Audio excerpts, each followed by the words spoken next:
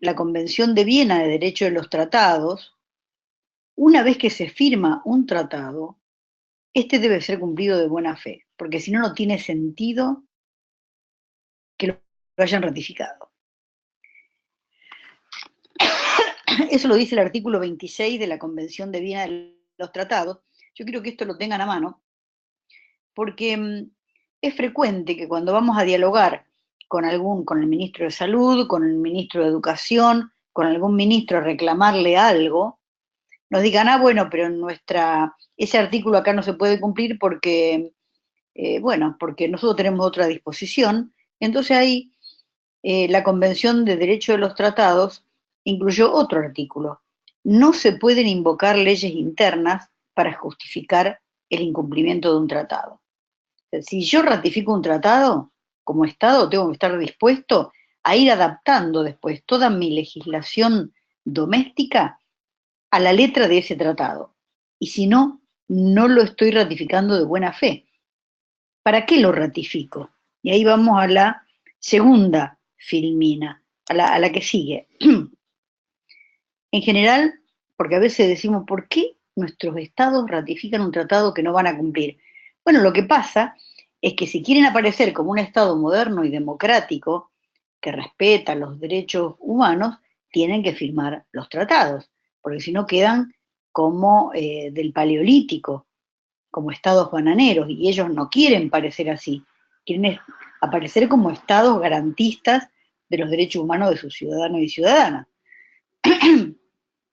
La otra razón es que tanto el FMI como el Banco Mundial tienen una cláusula para los préstamos, perdón, que también tiene el CIAD y tiene la OCDE, que es que no se pueden dar dinero a países que no sean confiables, y para ser confiables tienen que haber ratificado un número determinado de derechos humanos, los básicos, ¿no?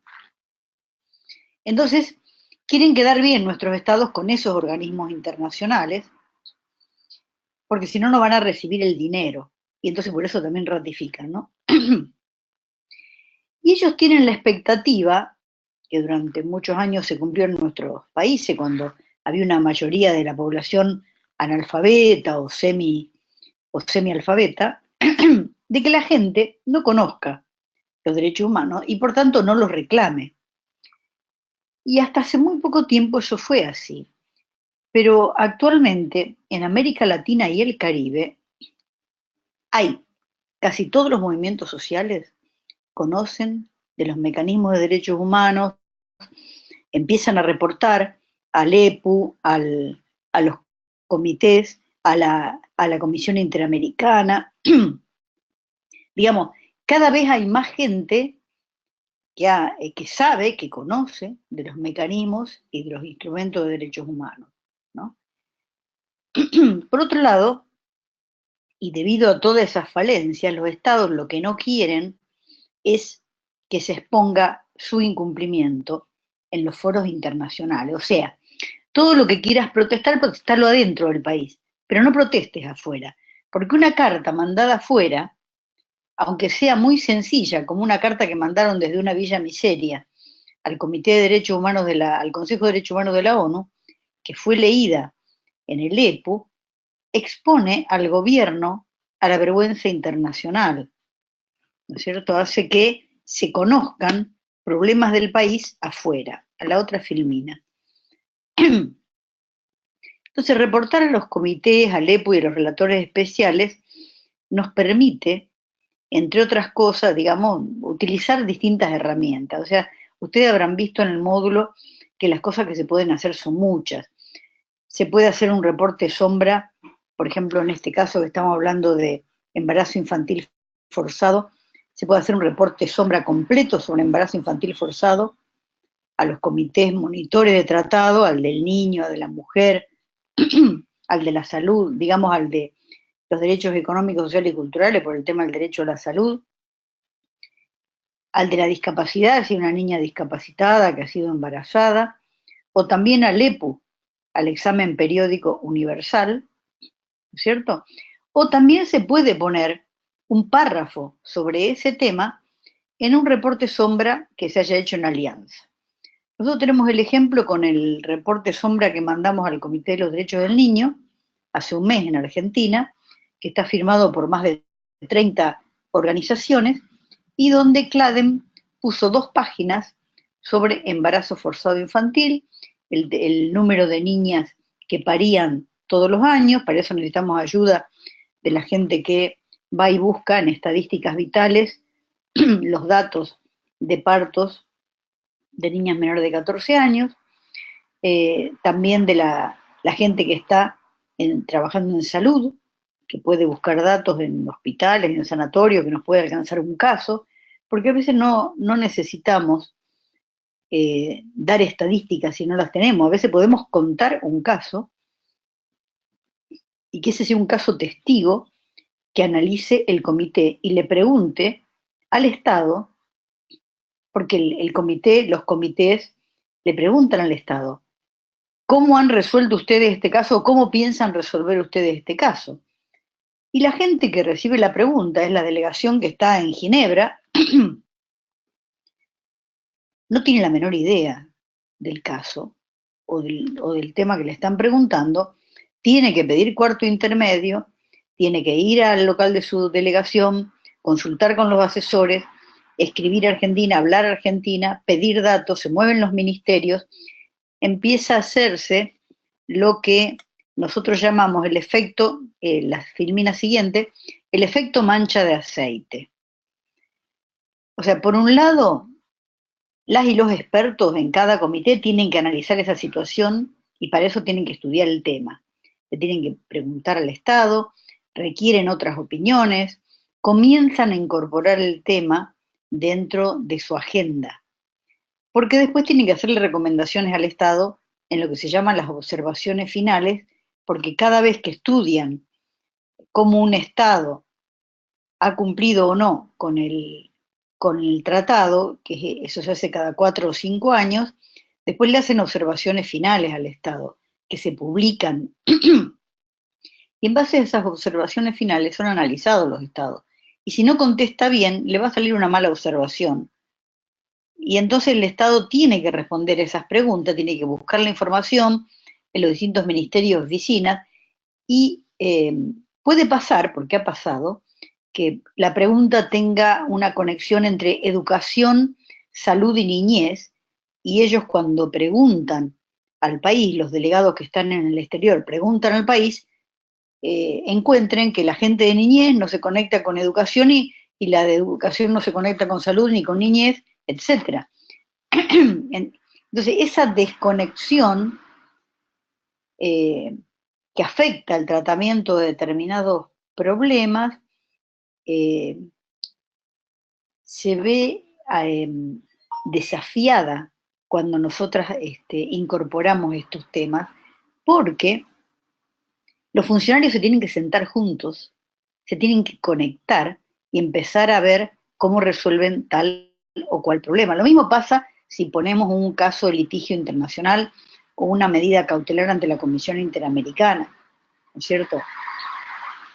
La otra cosa que pasa, si nosotras nos sumamos a los que están haciendo un reporte sombra agregando un tema de embarazo infantil forzado, es que las otras organizaciones que están preparando también el reporte, tienen que leer lo que nosotras incorporamos para ver si están de acuerdo o no y aprobar todo el reporte final, y entonces se van enterando del tema y lo van incorporando en sus agendas.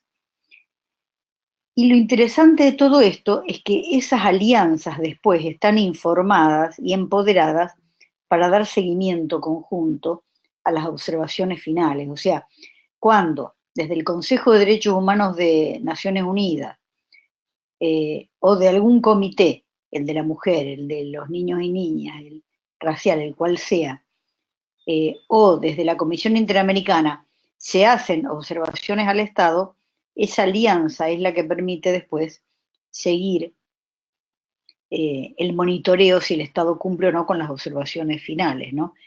Porque tener observaciones finales es muy importante desde el momento en que ya no es la palabra de un grupo feminista que le hace un reclamo al Estado, sino que es la palabra de un comité de Naciones Unidas que le está recomendando al Estado que para mejor cumplir con el tratado haga A, B, C.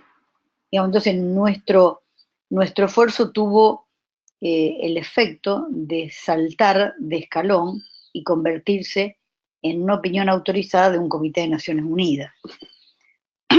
Vamos a la otra filmina. Quería, hablando de monitorear al Estado y el tema de ver cómo están el tratamiento del embarazo infantil forzado por nuestros estados, que repasemos un poco lo trabajado. Habíamos dicho en el módulo que era muy importante revisar el comentario general, el CG 22, del PIDE sobre salud sexual y reproductiva.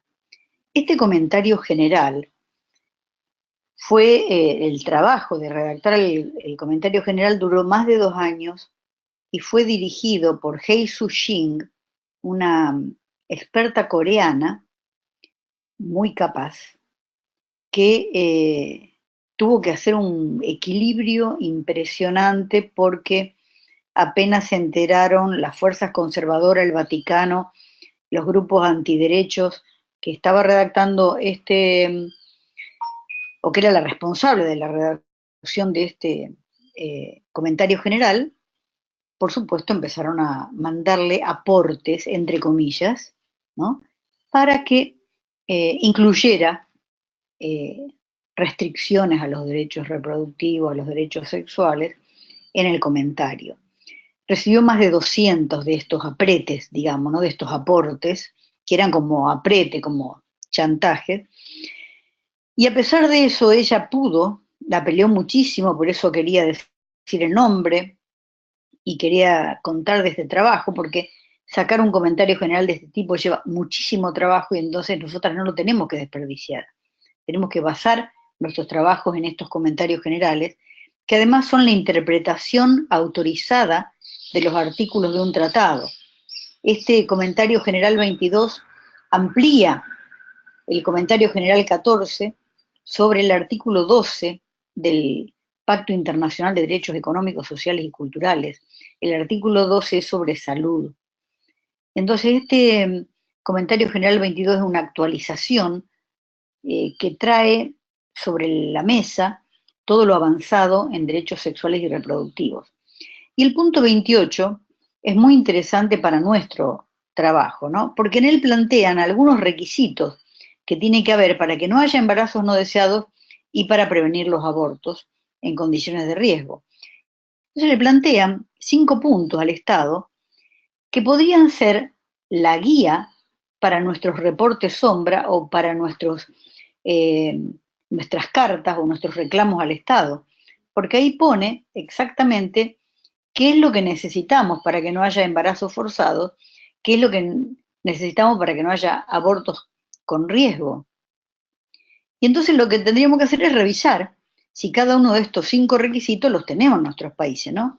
Porque ahí en este comentario plantea, la prevención de los embarazos no deseados y los abortos en condiciones de riesgo requiere que los estados adopten medidas legales y de políticas para garantizar a todas las personas, 1, el acceso a anticonceptivos asequibles, seguros y eficaces.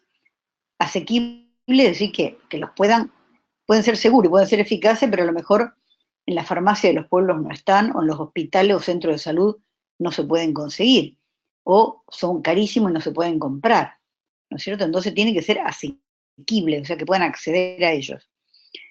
Entonces tenemos que pensar si en todas las localidades de nuestro país tenemos acceso a estos anticonceptivos y son asequibles, son seguros y son eficaces. El segundo requisito es que haya educación sexual, educación integral sobre la sexualidad, en particular para las y los adolescentes.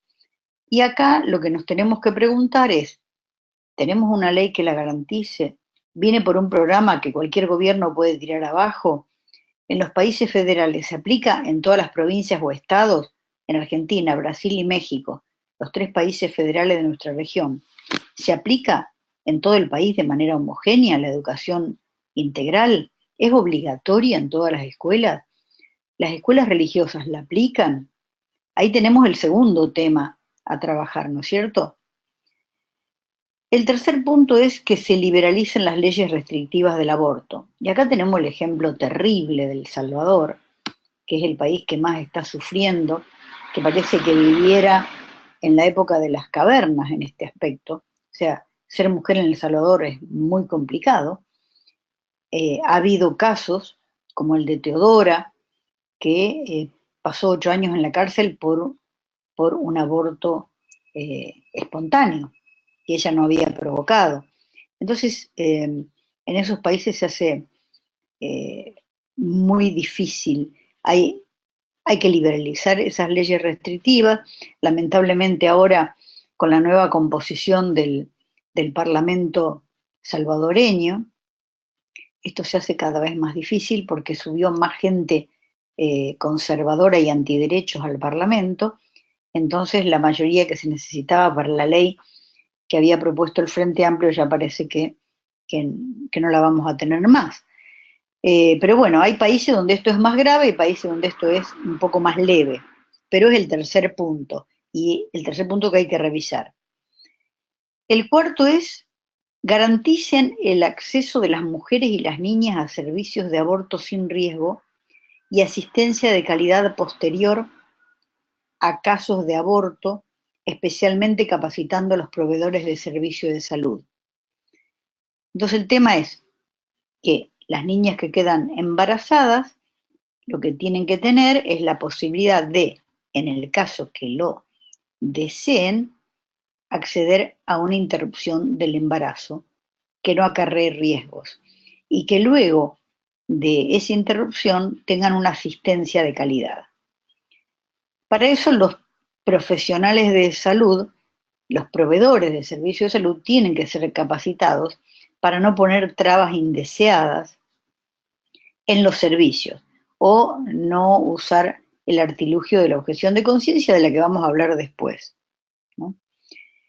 Y el quinto requisito que plantea este comentario general es que los estados tienen que garantizar que se respeten el derecho de las mujeres a adoptar decisiones autónomas sobre su salud sexual y reproductiva.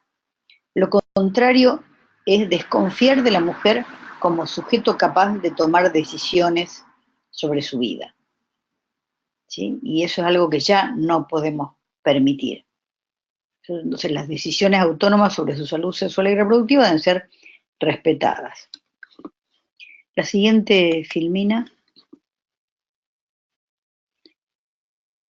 Podría pasar entonces que cuando nosotros mandamos un reporte sombra o mandamos una carta a una relatora especial, por ejemplo, el relator especial de salud o la de violencia, denunciando casos, el Estado sea interrogado y conteste con palabras sin obras, ¿no?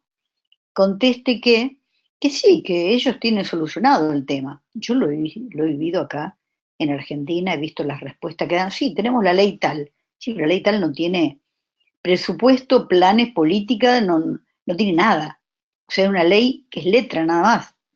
Muestran el texto y la fecha en que lo aprobaron, y si los expertos y expertas de los comités no tienen una voz paralela que diga, es verdad que se sancionó la ley tal en tal fecha, pero esa ley no tiene presupuesto, no se aplica, o se aplica en la mitad del país, o solo en la capital, y en el resto no. Por tanto, exigimos la implementación de esta ley de manera plena, digamos, entonces los expertos no le pueden hacer ninguna recomendación apropiada al Estado y se tragan el verso, porque no tienen otra forma de contrastar. Por eso es importante que la voz de la sociedad civil sea escuchada en estos comités y mostremos la realidad cotidiana de las mujeres al lado de los poemas o versos o verborragia gubernamental, ¿no es cierto? Porque el problema es cuánto se implementa y cuándo se implementa una ley, ¿no? Y entonces ahí tenemos que hacernos estas siguientes preguntas. Esa ley que fue publicada el día tal, ¿se implementa en todo el país? Y ahí los países federales tienen que tener también su propia revisión, ¿no? Porque a veces, por ejemplo, acá en Argentina, que es un país federal, se aplican las normas en Buenos Aires y no en el resto del país, ¿no es cierto? Hay servicios de atención en Buenos Aires y no en el resto del país. ¿El presupuesto es suficiente? ¿Se capacitaron a los equipos? ¿Se sostiene en el tiempo la implementación? Porque también puede ser que se haya aplicado un año o dos y después se empiece a bombardear, ¿no es cierto? Veamos la siguiente filmina. Y en relación, cuando estamos revisando las políticas al derecho de las niñas, cuando controlamos la atención especial a los derechos de las niñas, tenemos que tener en cuenta 4 principios fundamentales. Las niñas, como todo ser humano, tienen derecho a la salud, un derecho autónomo. Ellas tienen un derecho humano que le corresponde a toda persona, cualquiera sea su edad. El segundo principio es que se presume la capacidad de todas las personas independientemente de su edad. Si todas las personas son capaces, no importa la edad que tengan, ¿no es cierto? Porque hubo una época donde, pasado los 60 años, se pensaba que la persona era senil y ya no podía opinar, o cuando tenía menos de 10, se pensaba o que mentía o que no podía realmente dar una opinión, o no podía hablar. Y sí, las personas tienen capacidad, todas tienen capacidad, desde que nacen hasta que mueren, y se presume esa capacidad, a menos que se demuestre que realmente tienen algún obstáculo importante para ejercitarla. El tercer principio, trabajando con niñas y niños, es el de la autonomía progresiva, que es un principio clave para quienes trabajamos con derechos reproductivos y sexuales. La autonomía progresiva, que sobre todo fue trabajada mucho en el caso Artavio Murillo, todo lo del desarrollo progresivo. La autonomía progresiva es el desarrollo en el tiempo de la capacidad de discernir que tienen las personas. O sea, no es lo mismo la capacidad que tiene un niño o niña a los 6 años que a los 10, que a los 15. O sea, hay un desarrollo progresivo de la autonomía de esa persona. Y la autonomía progresiva implica el derecho a ser oídas y oídos y a participar activamente. Y el cuarto principio, trabajando con niñas y niños, es el interés superior de niñas, niños y adolescentes. ¿Qué significa? El interés superior es que en cualquier aspecto que estemos trabajando con ellos tenemos que tratar de lograr la máxima satisfacción de sus derechos y garantías. Y esto tiene que ser integral, ¿sí? Vayamos al siguiente. El tema de la autonomía progresiva y el derecho a opinar es un tema muy candente cuando nosotros estamos hablando de embarazo infantil, de maternidad infantil y de aborto. Porque ahí se entra la pregunta, ¿puede una niña de 13 años o de 12 opinar sobre la interrupción de un embarazo infantil forzado? ¿Tiene capacidad para opinar sobre un embarazo infantil forzado? Y acá ustedes saben, en Argentina estamos llevando adelante un debate sobre aborto, que es muy interesante. Por primera vez en la historia, más de 1000 personas están participando a favor y en contra del aborto en un debate muy respetuoso, muy profundo. Y en la primera jornada de debate, donde tuve la oportunidad de participar, una diputada preguntó, si a los 13 años no pueden tomar una cerveza, porque está prohibido, ¿cómo pueden opinar sobre hacerse un aborto? ¿Sí? Entonces lo que se le respondió a esta diputada es que hay que tener en cuenta la capacidad progresiva de los adolescentes para opinar, ¿no es cierto? Y eso vuelvo a repetir, no es lo mismo a los 10 años, a los 12, a los 13, a los 14, la capacidad para tomar decisiones va aumentando, pero lo fundamental es distinguir la capacidad civil de la competencia médica. Hay muchas formas de ser capaz o incapaz. Ustedes vieron que, por ejemplo, hay una edad para la responsabilidad penal, en que uno puede responder de tales o cuales delitos y si no responden los padres. Otra es la capacidad civil, que es la relacionada con comprar, con vender, como todo eso, hacer contratos de alquiler, hacer contratos de compraventa, etcétera. Esa es la capacidad civil, ¿sí? Que cada código en cada país la regula a partir de una edad determinada y que también va aumentando, ¿no es cierto? Por ejemplo, hay una capacidad para ser testigo desde los 14 años, eh, y después te permiten hacer contratos a partir de los 18, en algunos países, en nuestro país, por ejemplo, ¿no es cierto? Que se llega a la mayoría de edad. En general, la capacidad civil plena se tiene al llegar a la mayoría de edad, que en algunos países a los 18, en otros los 20, etcétera. Pero esa capacidad civil no es lo mismo que la competencia médica. Y especialmente no es lo mismo con la competencia médica, la capacidad para decidir sobre actos autorreferentes. Entonces, jurídicamente hay una diferencia muy importante que es clave que la tengamos clara a la hora de analizar estos temas.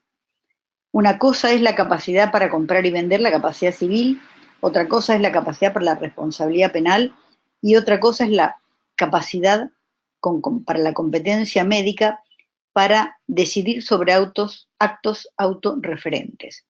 ¿Cuáles son los actos autorreferentes? Son aquellos que están relacionados con nuestro propio cuerpo, en los cuales se reconoce una capacidad especial. Le llamamos competencia médica a los niños, niñas y adolescentes. En estos casos la niña estaría decidiendo sobre su cuerpo y su vida.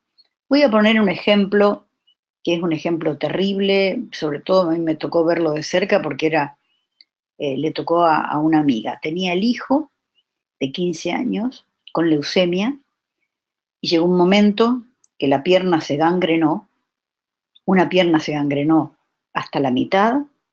Entonces los médicos dijeron, y el dedo de la otra pierna empezaba también a gangrenarse, le plantearon que había que cortar la pierna para mantenerlo con vida. Y la madre dijo, yo tengo que hablarlo con él. Sí, por supuesto, él tiene que ser consultado. Bueno, lo consultan al chico, estaba viviendo unos dolores atroces que solo la morfina podía calmar. Y él dijo, ¿esto me va a garantizar que yo pueda vivir? Porque claro, dicen, la otra pierna también está empezando. Bueno, ahí los médicos dudaron, no le pudieron dar una garantía total, porque era simplemente prolongarle un mes más o dos la vida.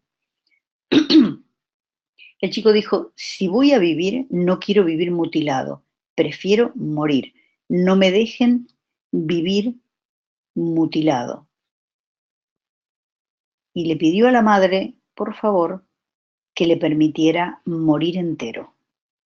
Fue una cuestión terrible, pero era un acto autorreferente porque estaba relacionado con el cuerpo de él y él tenía la decisión ahí. La madre, con el dolor del alma, respetó su derecho, no le cortaron la pierna y bueno, a los 15 días el chico murió, ¿no es cierto? Eso es un acto autorreferente. Perdonen el ejemplo brutal, pero no es menos brutal también convertirse en madre a los 12 años, ¿no? Digamos, también te marca para toda la vida. Lo que pasa que el sufrimiento de las mujeres y de las niñas está más naturalizado que el sufrimiento de los varones, pero entonces, manejemos el concepto de actos autorreferentes porque es clave para este tipo de decisiones. Sí, en los actos autorreferentes hay que respetar la opinión de las niñas y niños. Por supuesto, debajo de los 13 años, en otros países debajo de los 14, van a necesitar también la opinión, la aprobación de un adulto que se haga responsable de esa operación, ¿no es cierto?, de esa interrupción del embarazo. Eso va a ser lo más probable. En la mayoría de los países es el responsable legal de la persona, puede ser los padres, tutores, etc.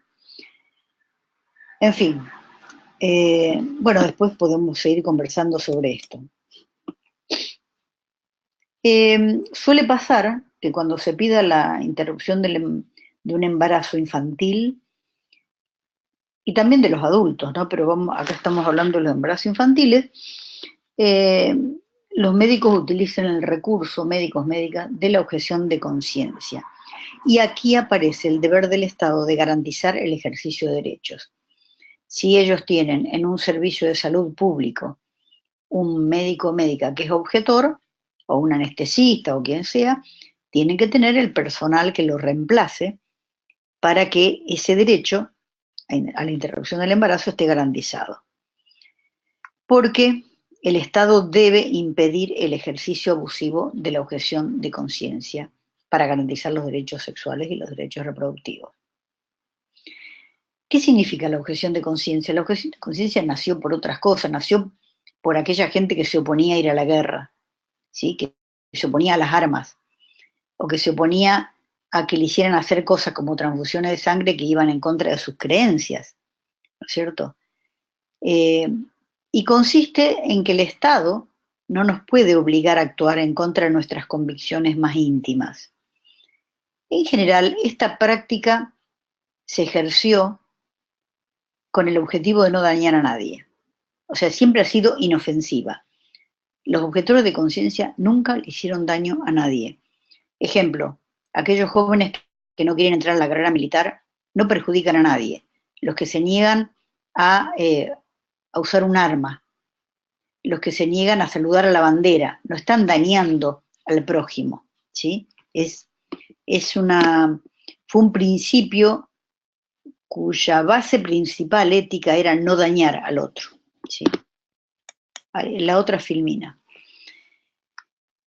Sin embargo, está siendo usada como una estrategia conservadora para limitar los derechos sexuales y reproductivos de las mujeres, ¿sí? Se usa objeción de conciencia para algo distinto de cómo nació ese término, y se utiliza ese privilegio que tiene el poder médico como profesionales de la salud, el monopolio del ejercicio del arte de curar, para obstruir el acceso de las mujeres a prestaciones que el derecho les ha garantizado a través de leyes. Y esto ya es desobediencia civil, es rebelión, es incumplimiento de los deberes del funcionario público, es delito, pero de ninguna manera es objeción de conciencia. Quiero parar un minutito para preguntar si me están escuchando. ¿Me están escuchando? Sí, sí, te escuchamos muy bien, Susana. Vamos siguiendo Entonces, sí, Susana. con la filmina, sí. gracias. Gracias. Entonces, la objeción de conciencia es un acto individual, íntimo, que procura no cuestionar la norma y simplemente busca pedir una excepción para el objetor sin cuestionar la justicia, la legitimidad o la conveniencia de una norma. Les voy a comentar un caso famoso en Francia sobre objeción de conciencia.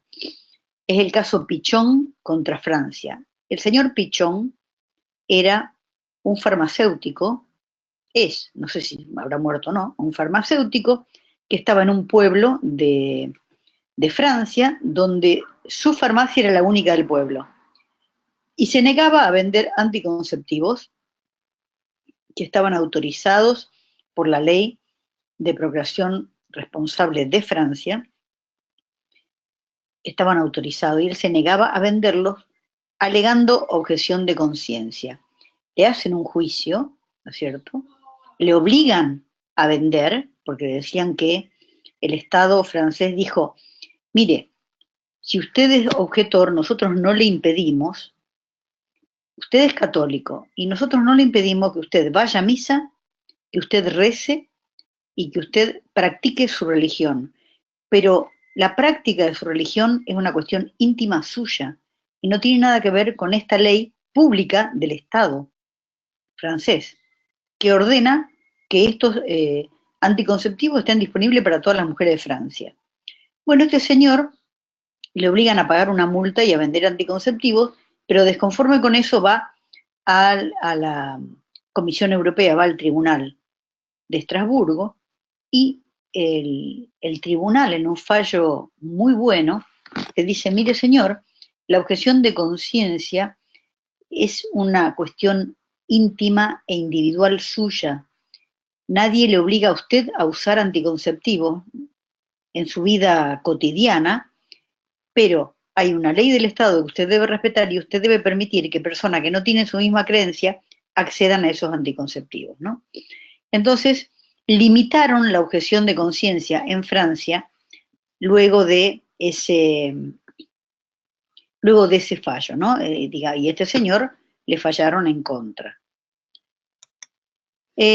Acá, en general, en el mundo, la objeción de conciencia como estrategia de los fundamentalistas comenzó de manera masiva a partir de la encíclica Evangelium Vitae de Juan Pablo II, que es una encíclica del año 95, que operó como una fatua, la fatua de los musulmanes, ¿no? Que llama, por ejemplo, a perseguir a tal caricaturista o a tal persona que ofendió a Mahoma. Esto fue como una fatua que lanzó la Iglesia porque llamó a los católicos de todo el mundo a oponerse a las legislaciones que liberalizaban el aborto y que usaran para eso la objeción de conciencia. O sea que fue Juan Pablo II el que abrió esta estrategia para la derecha católica, ¿no? Digo la derecha porque no todos los católicos están de acuerdo con esto. No es homogénea la opinión en la Iglesia Católica. Entonces, en estos casos, la objeción deja de ser una acción personal, íntima, vinculada con la conciencia, para pasar a ser ya una movida política, una impugnación de la legislación democrática que permite desmoronar, boicotear los derechos que el orden jurídico le garantiza a las mujeres. Y nosotras vivimos en estados laicos o pseudo laicos, o que se han dicho laicos, que tienen que garantizar a todas las ciudadanas y ciudadanos que pagan impuestos, que son de todas las religiones o de ninguna religión, el ejercicio de los derechos para todos y todas, ¿no es cierto? Sin distinción de credos, de opiniones, de creencias. Y entre ese derecho está el derecho de las niñas a opinar sobre sus cuerpos y sus vidas, el derecho a la autonomía reproductiva de las mujeres, que debe ser salvaguardado al margen de de las convicciones íntimas de funcionarios, de médicos, de médicas, ¿no es cierto? Así que bueno, esos eran algunos de los temas que quería tocar porque me parecen álgidos en este tema del embarazo infantil, porque los hemos enfrentado al tratar algunos casos de embarazo infantil. Creo que con el monitoreo, con los casos de litigio, lo que hacemos es terminar con el silencio. O sea, cualquiera de estas estrategias que usemos, la de monitoreo, la de litigio estratégico, lo que hacemos es vigilar al Estado, exigirle que cumpla con los tratados internacionales que ratificó, que no sean por la galería o for export, sino también para que mejoren nuestras vidas cotidianas, y denunciar que están incumpliendo esos tratados, ¿no? Y bueno, estas tareas, por supuesto, son más efectivas y tienen una amplia difusión. Creo que garantizar una estrategia de difusión a través de redes sociales y prensa es una contribución a la democracia. Entonces, cuando hacemos este tipo de trabajo, los casos o los reportes sombra, es importante que no quede entre especialistas o en un diálogo entre gobiernos y movimientos de mujeres, sino que se difunda lo más ampliamente posible. Bueno, esto es todo lo que tenía yo para charlar hoy. Y ahora, mejor dicho, no es todo lo que tenía para charlar, porque vamos a seguir charlando, sino que eran los temas que yo quería poner sobre la mesa para el debate, así que ahora estoy abierta a las preguntas y comentarios o opiniones que ustedes quieran tener. ¿Sí?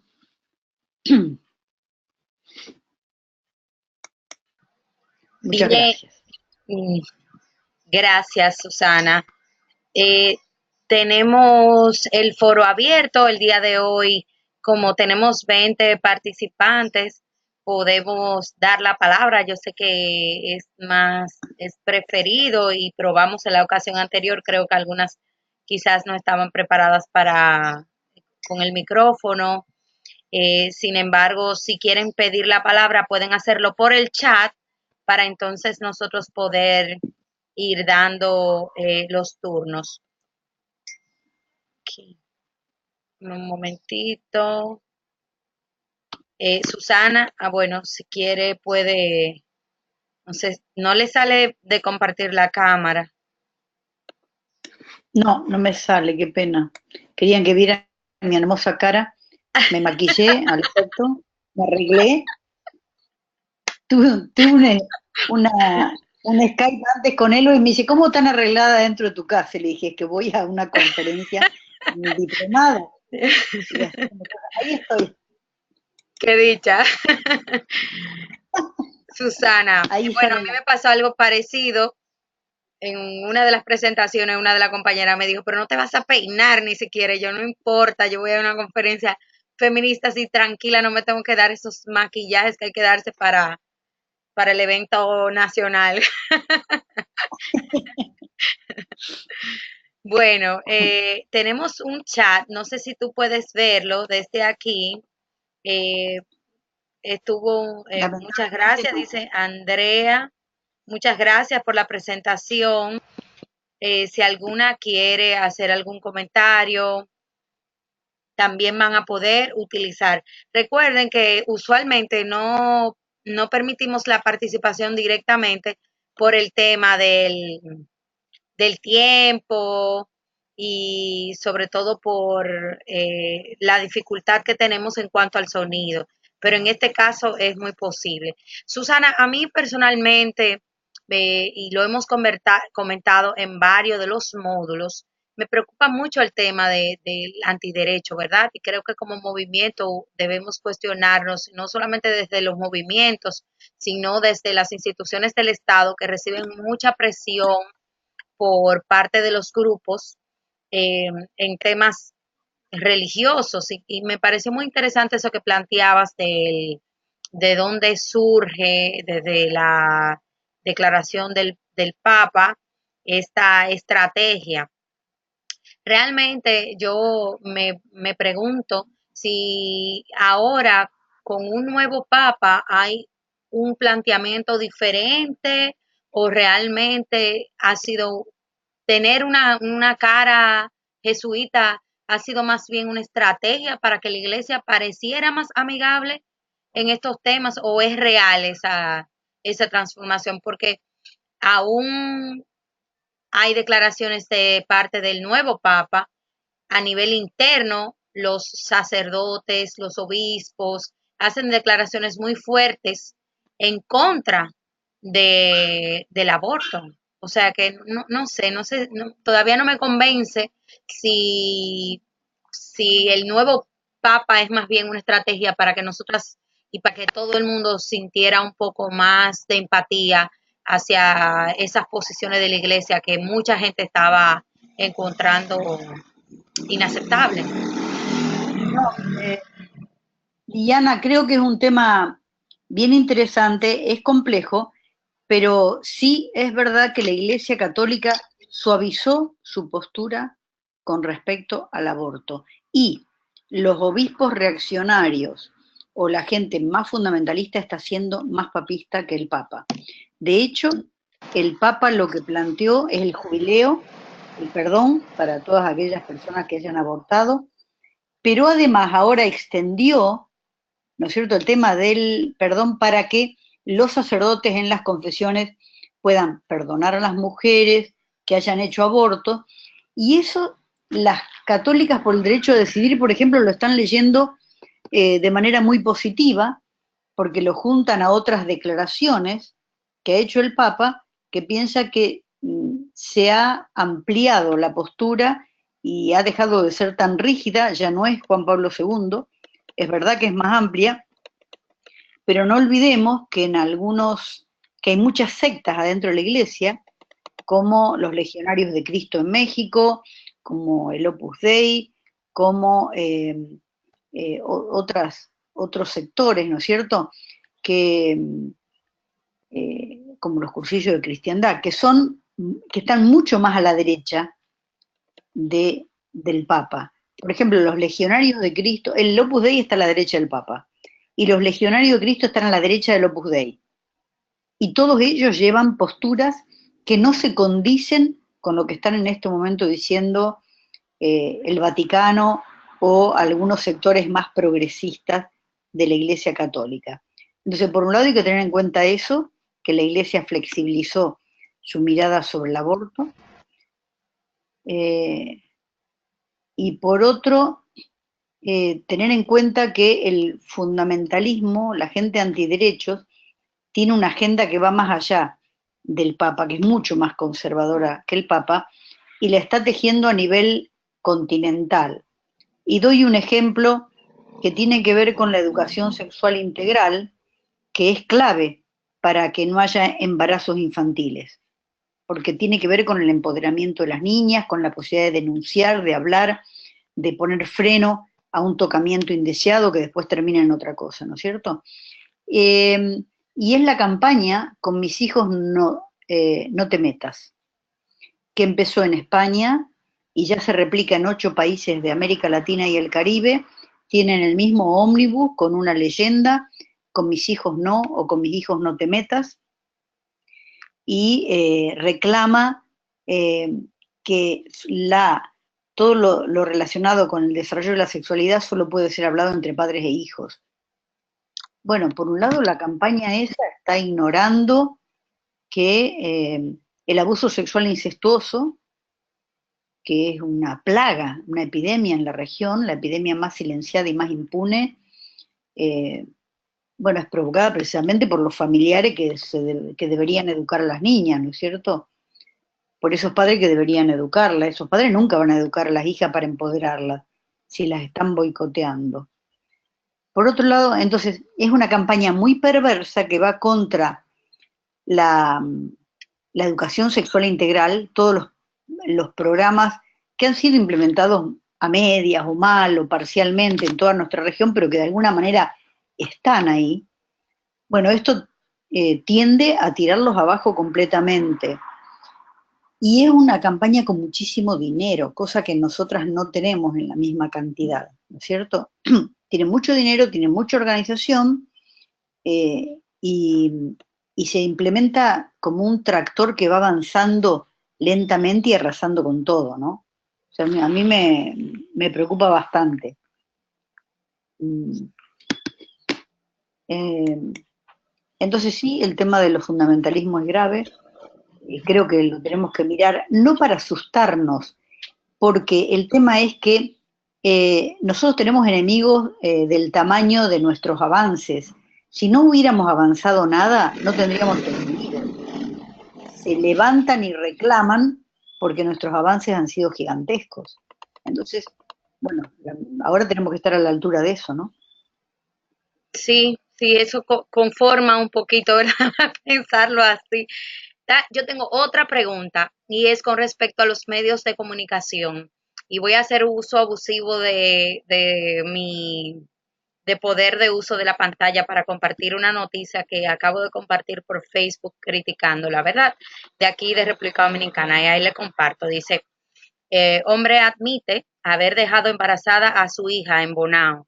Esta es una noticia que salió esta tarde y que incluye una declaración del hombre que fue apresado. Eso todavía aquí en República Dominicana sacan la nota de prensa con el imputado antes de que sea preventivo y tenemos un problema serio con eso.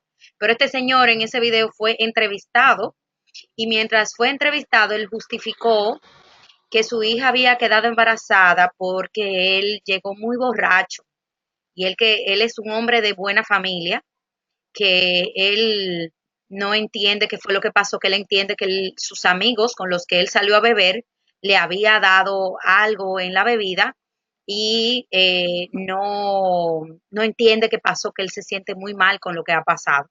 Naturalmente, a primera mirada, no es la primera vez que sucede porque por algo quedó embarazada, seguramente es una situación reiterativa y por eso ha desembocado en un embarazo. Pero no solamente eso, lo tapo para no compartir más el abuso. Estoy compartiendo la imagen de él, pero no el nombre. Además de eso, responde la nota de prensa con el nombre de la víctima. O sea, a pesar de tantas formaciones, de tanta información que se comparte, muchas veces los medios de comunicación también, siendo una responsabilidad del Estado, resguardar la identidad de las víctimas, por el mismo hecho de que la policía participa en estos procesos, deja filtrar el nombre de la víctima y sale a relucir no solamente la cara del imputado, que con eso tú consigues fácilmente el nombre de la víctima, sino también el nombre de la menor de edad que quedó embarazada. Ese es otro renglón de la sociedad, ¿verdad? Ese cuarto poder que es un trabajo aparte que nosotros quizás podemos hacer, pero que podría, o sea, podría culpabilizarse al Estado directamente por el manejo que tiene la prensa de información sobre la víctima. ¿Es así? Sí, nosotros tenemos un caso como CLADEM ante el comité de la CEDAW, precisamente donde uno de los puntos de reclamo es este. Era un caso de abuso sexual incestuoso de un padre en el norte de mi provincia, Santa Fe, sobre 4 hijas. Solo denuncia una ante la CEDAW, 2 ante la justicia y una ante la CEDAW. Y la prensa sacó, la chica denuncia 15 días después de tener su primer novio, cosa que es de manual también, ¿no? Y la prensa saca su cara, saca su nombre, ¿sí? Y además cuentan por la radio el planteo que hace el fiscal. Sacan un escrito que es íntimo de adentro del tribunal, por supuesto por soborno, con soborno, y leen por la radio todos los detalles íntimos de cómo fueron los abusos que este padre daba a la hija, que la penetraba por aquí y por allá, en tal lugar, en tal otro, y el novio se entera, el reciente novio de 15 días, se entera por la radio de eso, ¿no? Esta pobre chica quedó tan escrachada, bueno, y le pasó como a todas las víctimas, ahora está viviendo acá en Rosario, nosotros ya estamos en la etapa de reparación de ese caso, el gobierno ya le dio una vivienda y un trabajo, y ahora falta la indemnización y eso, pero uno de los puntos que nosotros exigimos es que se forme a los medios de comunicación de toda la provincia en el tratamiento de los casos de violencia sexual, donde tienen que respetar la intimidad de las niñas y niños y de todas las personas que sufren violencia sexual, ¿no? Tiene que darle garantía de reserva.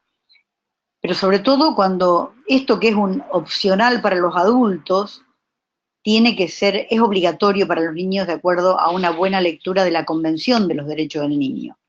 Entonces no pueden publicar el nombre de la víctima. Entonces se le dieron, a través de la Defensoría del Público, que es la que maneja la relación entre los medios de comunicación y el público, se le dieron talleres de capacitación a los medios de comunicación de Reconquista, la ciudad donde era la víctima, y de toda la zona, para que cuando sean casos de violencia sexual contra niñas y niños, garanticen que no se los puede identificar. Bien. Bueno, tengo una pregunta de parte de Yanis Andino de Honduras.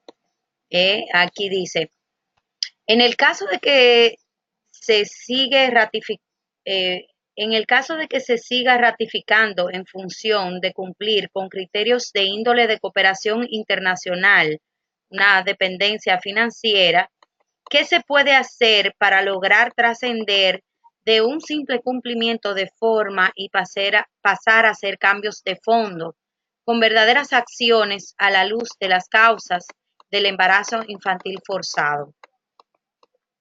Bueno, Honduras, por ejemplo, hizo un hermoso folleto mostrando la realidad del embarazo infantil forzado en Honduras, y a mí me parece que ya con ese folleto, que tiene una excelente presentación, ellas lo pueden mandar al FMI, al Banco Mundial, digamos, la gente encargada de género, lo pueden mandar al Comité de los Derechos del Niño y la Niña, al Comité de la Mujer y a otros comités, ¿no es cierto?, y al PIDES, y de esa manera, eh, digamos, lo desenmascaran al gobierno de Honduras, ¿no? Y muestran la realidad de lo que está pasando.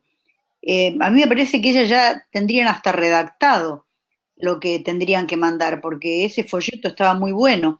Entonces, solo con una carta de presentación, por ejemplo, al relator de salud o a la relatora de violencia contra las mujeres y las niñas, eso mismo lo podrían mandar a 6 o 7 lugares, denunciando, ¿no?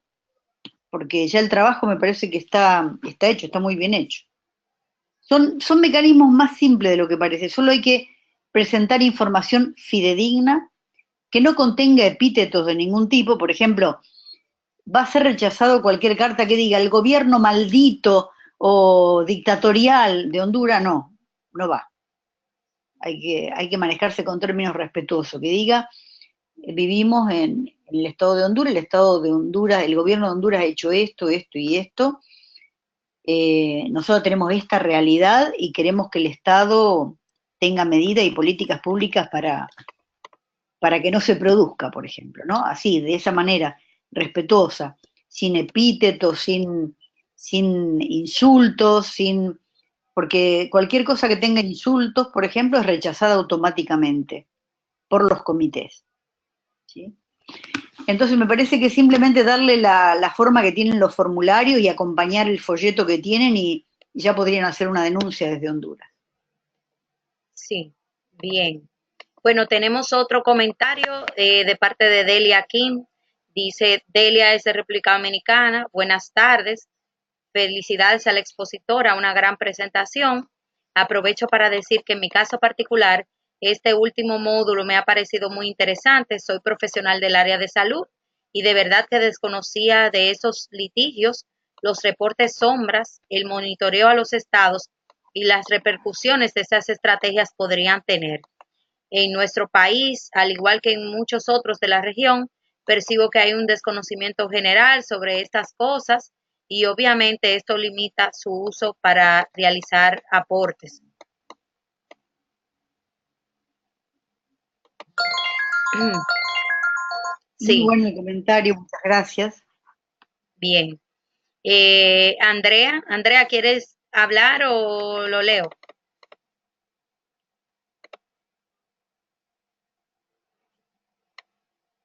Ok,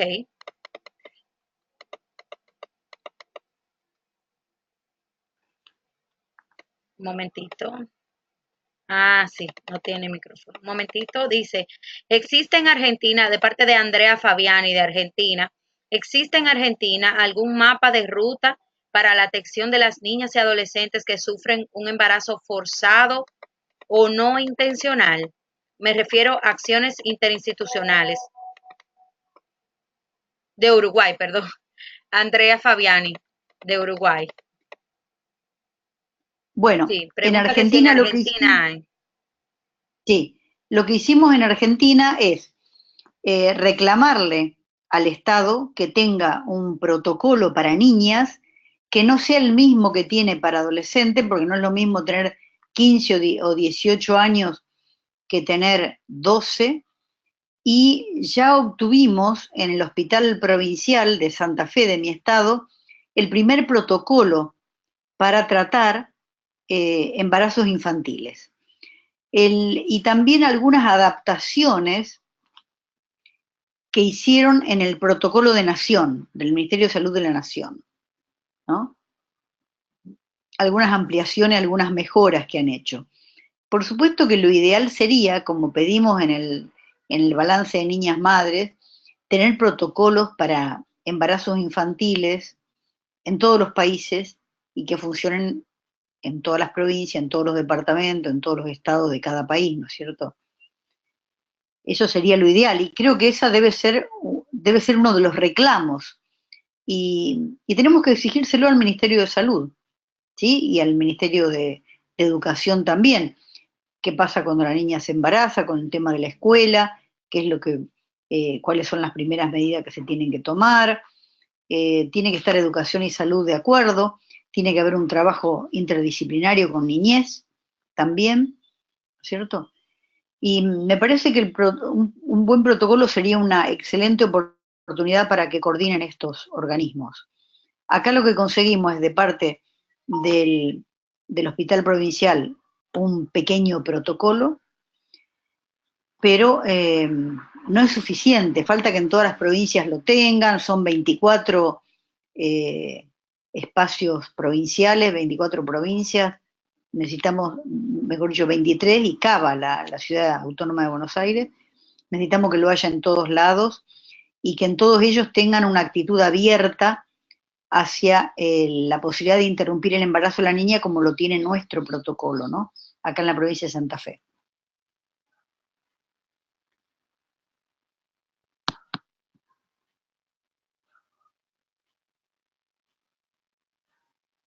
Hola, hola, hola.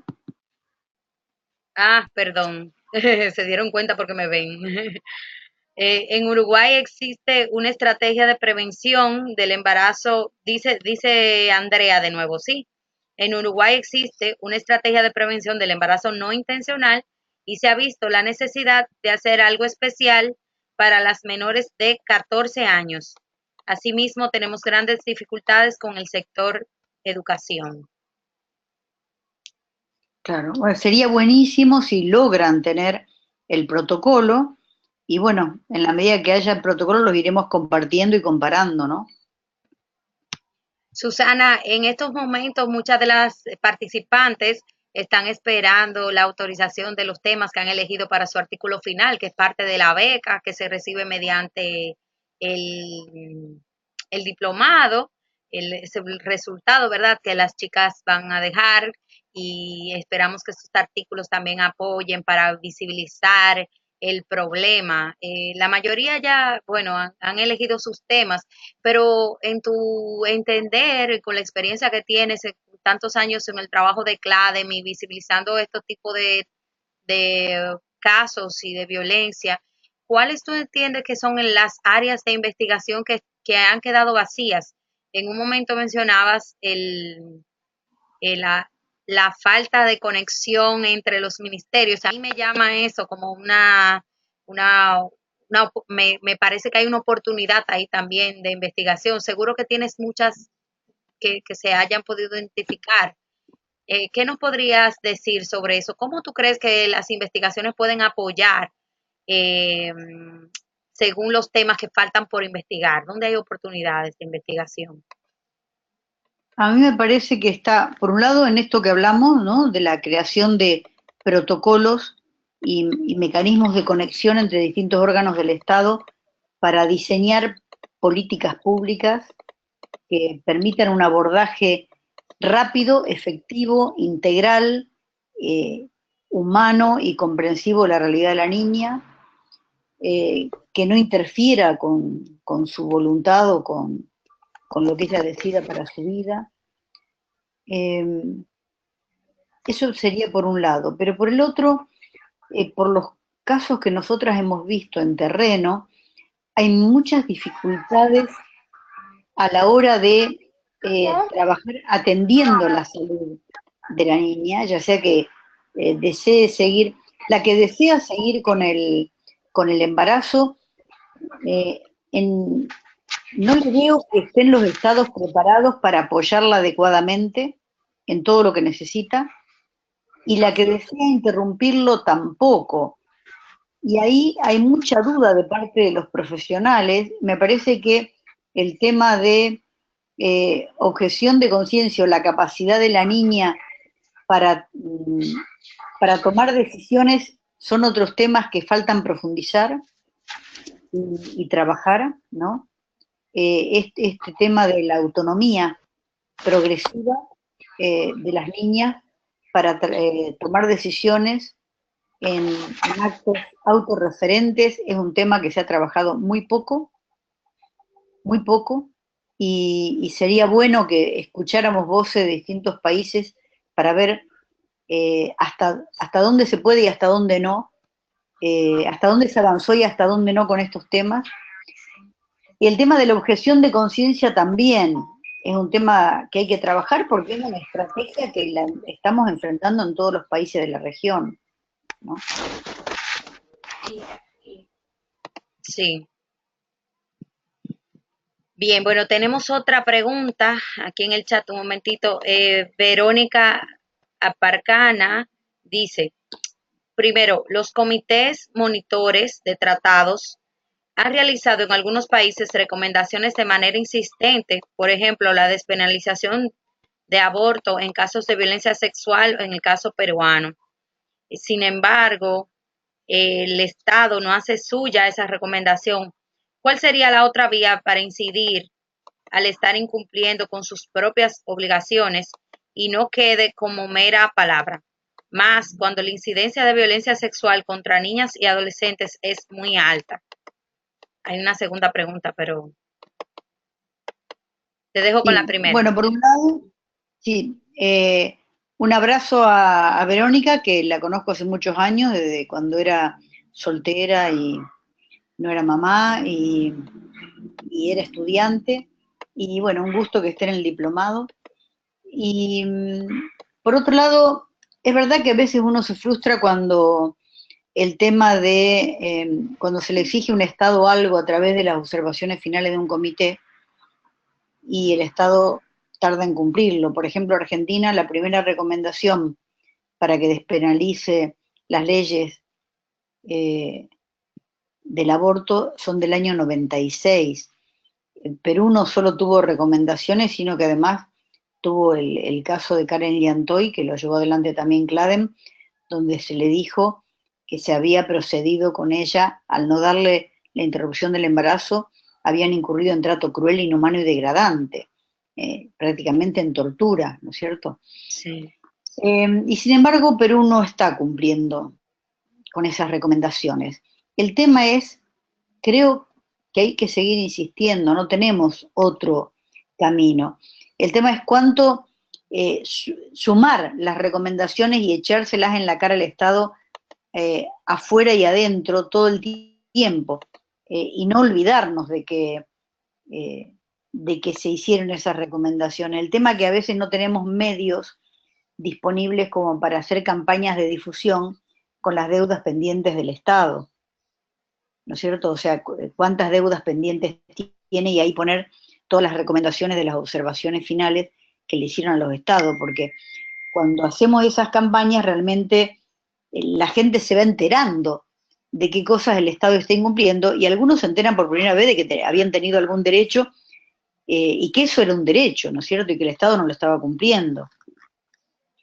Eh, y bueno, y también está el tema del litigio, pero bueno, a veces uno cuando hace un litigio internacional, en la agenda reparatoria pide no solo la reparación para la víctima, sino que en general las feministas siempre pedimos también una garantía de no repetición. Eso puede tener más o menos éxito. Eh, a través del pedido de garantía de no repetición hemos conseguido avances muy importantes en leyes. Por ejemplo, la ley María da Peña se consiguió en Brasil después del caso María da Peña contra Brasil, que Claden fue uno de los peticionarios que lo llevó ante la Comisión Interamericana. Eh, algunos casos, ya les digo, son más exitosos que otros, ¿no? Pero bueno, los avances son lentos, son difíciles. Lo que tenemos que hacer es seguir perseverando, ¿no? Y formando también otra gente que vaya realizando estas denuncias, estos mecanismos, porque si dejamos de hacerlos, por supuesto el Estado feliz se frota las manos, ¿no? sí. La segunda parte dice, la educación sexual integral es necesaria para prevenir la violencia sexual, lo cual debe hacerse con enfoque de género. Sin embargo, en el Perú, los grupos conservadores están utilizando la palabra judicialización para retirar la palabra género del currículo nacional, sustentado en que le corresponde a los padres y madres hablar sobre la sexualidad de los menores de edad. Asimismo, los opositores consideran que no existe evidencia de la incorporación del género para prevenir la violencia en el embarazo adolescente. Claro, es la misma parte, es el otro aspecto de la campaña Con mis hijos no te metas, o Con mis hijos Exacto. no, que tiene la otra pata, es denunciar la ideología, entre comillas, de género. Ellos dicen que hay una ideología de género que está manchando la mentalidad, la mente de las criaturas, que está perjudicando, que está destruyendo las familias y que el Estado tiene que garantizar que eso no se aplica, y eso se está haciendo en varios países de Centroamérica y también está siendo fuerte en Panamá, en Colombia, en Bolivia, en Chile y bueno, y también en Perú, ¿no? Más o menos, yo le digo, creo que en 8 países están empezando la campaña de manera fuerte y los ejes son, por un lado, eso que dice Verónica, de con mis hijos no, no te metas, solo los padres y madres podemos, y el otro, denunciar la ideología de género como una ideología perniciosa, más dañina que el comunismo, digamos, o sea, una ideología de ese tipo, que, eh, que altera la mente de los jóvenes y envenena las currículas escolares, por lo cual hay que sacarlas. Bien.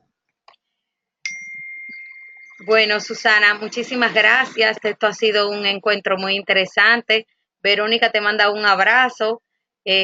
Nosotras el agradecimiento por este módulo tan maravilloso. Nos alegra mucho saber que ya algunas, al hacerse consciente de que estas herramientas existen, van a poder utilizarlas. Y yo siempre he promovido que no importa de qué parte estemos, si estamos trabajando en una ONG o estamos trabajando dentro del Estado, las recomendaciones siempre nos son útiles, porque hasta para hacer una propuesta de trabajo de una sección en la que pueda trabajar una de estas médicas que nos acompañan o tenemos algunas representantes psicólogas que están participando en nuestro diplomado, pueden aprovechar las recomendaciones que hemos estudiado y que se hacen cada año, especialmente para desde los diferentes convenios para cada país y de esa forma fortalecer nuestras instituciones, fortalecer a nuestros países, fortalecer a nuestra región. Sin duda, el tema se ha visibilizado mucho y creo que el diplomado también ha sido un aporte para esto, en conjunto con todos los esfuerzos de las diferentes instituciones y en los diferentes países hemos recibido noticias de actividades y eventos dedicados al tema del embarazo infantil forzado y a concientizar sobre las diferencias entre el embarazo en niñas y el embarazo de una adolescente, las características que lo llevan a ser forzado. Todas tenemos agendas distintas, ¿verdad? En unos países ya está legalizado y es el tema de garantizar el acceso, en otros está totalmente penalizado, como es el caso de República Dominicana y donde se está luchando por un código penal que no penalice el aborto. Y esto nos une porque sabemos que a pesar de que se logre una legislación, la práctica cultural de aceptación de los abusos hacia las niñas y niños es muy fuerte y es algo que tenemos que trabajar en todos los estados, en todos los eh, países, en todas las comunidades y también desde todas las instituciones, o sea, desde el área de la salud, desde el área de la educación y desde el área de la justicia. Así que es un tema bastante complejo y tenemos una lucha importante a la que darle seguimiento. Agradecerte, Susana, de nuevo y a todas las que pudieron estar presentes hoy. Las compañeras que no pudieron participar le pueden decir que lo más pronto posible vamos a subir este video para que las demás puedan utilizarlo y alientarlas a que terminen sus actividades antes del viernes, porque recuerden que ya estamos en la última parte del diplomado y eso implica que no podemos extender este módulo. Gracias de corazón y un fuerte abrazo. Bueno, Liliana, felicitaciones a vos por la conducción y coordinación de este diplomado. Un abrazo a todas y feliz fin del diplomado. Gracias. Chao, chicas. Chau, chau.